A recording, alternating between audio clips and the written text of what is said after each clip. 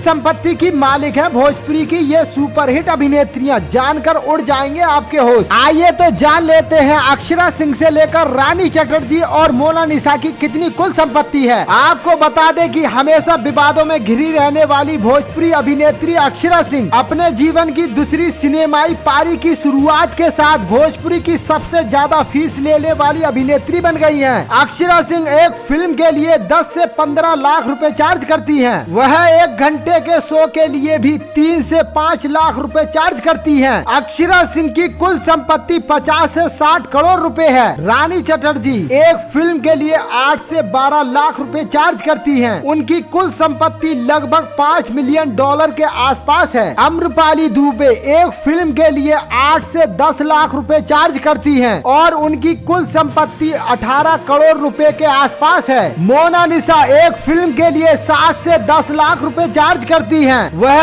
18 करोड़ से भी ज्यादा कुल संपत्ति की मालकिन है। दोस्तों, आपको ये जानकारी कैसी लगी कमेंट में जरूर बताएं और भोजपुरी इंडस्ट्री से जुड़ी खबरों के लिए मेरे YouTube चैनल को सब्सक्राइब करना ना भूलें।